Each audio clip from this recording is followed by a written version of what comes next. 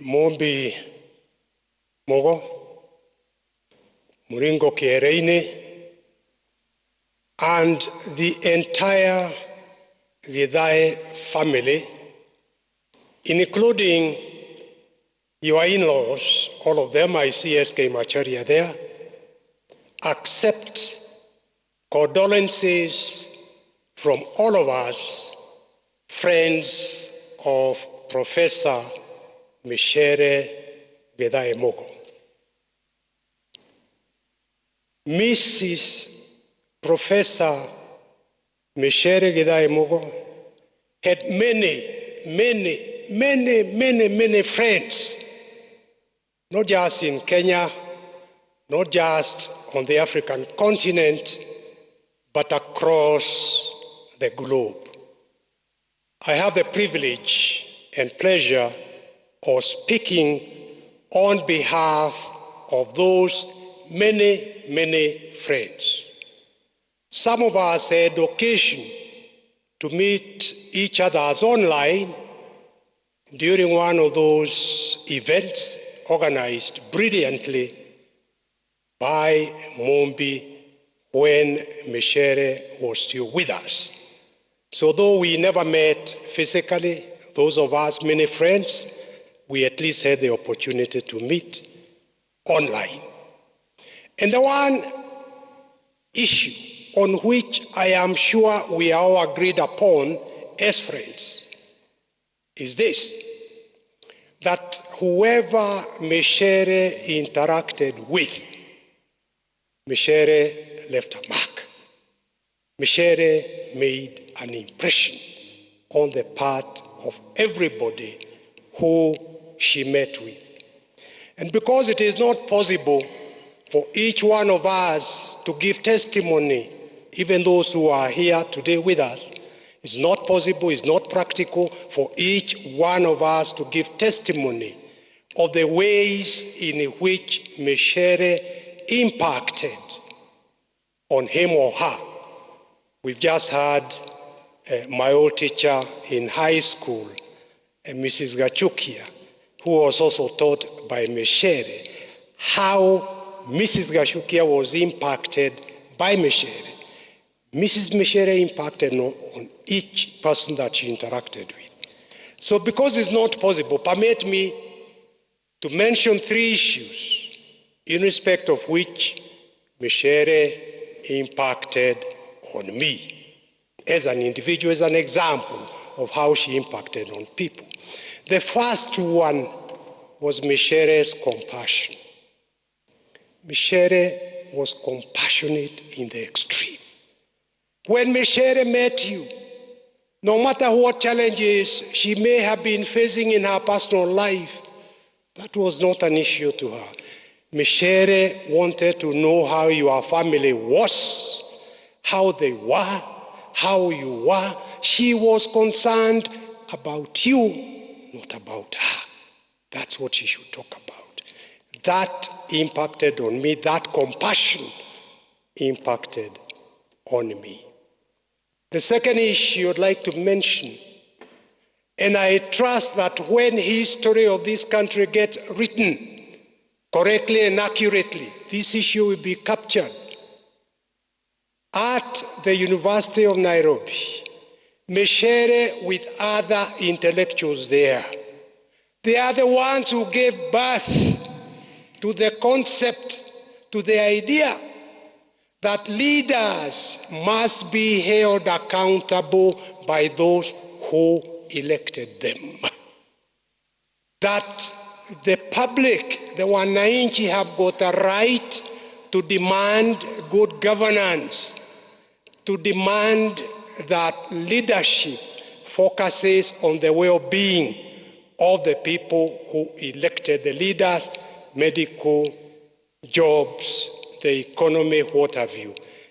That idea, that concept, that we as a people have got the right to hold our leaders accountable and indeed to demand good governance. The birth of that idea, that concept of that idea was actually born at the University of Nairobi. So the journey to the 2010 Constitution started way back with Micere Mugo and others at the University of Nairobi. She's an accomplished writer, a poet, the many books and everything else that is known. Strong intellect, despite what some individuals might say. Strong intellect, there's no question about it, and we had it from her when it was being read by Muringo Kireini. But I speak now about the concern for constitutionalism, that concept. That is what I pray that when history gets written, that gets captured. The final one that impacted on me is Micere's sense of humor. No matter what, Micere would always find a joke out of it. She was warm. She was a sort of person you wanted to be around because she also made you happy, no matter what situation you might be facing.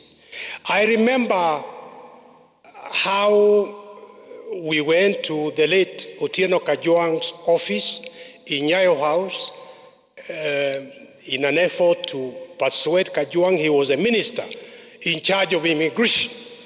And we went there to persuade him that constitutionally and legally, one cannot lose his or her citizenship of birth.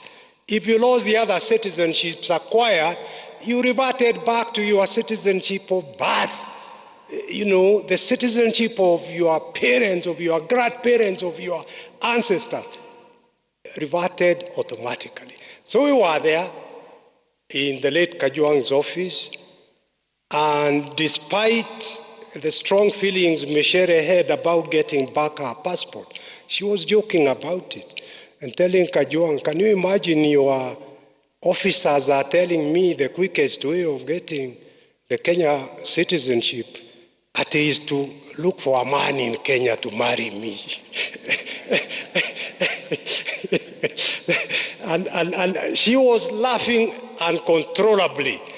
And Kajwang laughed, and he stopped her and said, Mwalimu, you may have forgotten you are my teacher at the University of Nairobi. Stop talking about that issue.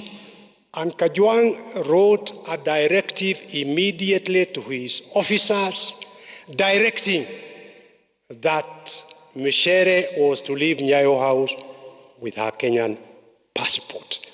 I think we went for lunch and came back, but Micere went with her passport in hand. And I would like to acknowledge the part that Otieno Kajwang, the late Otieno Kajwang, played.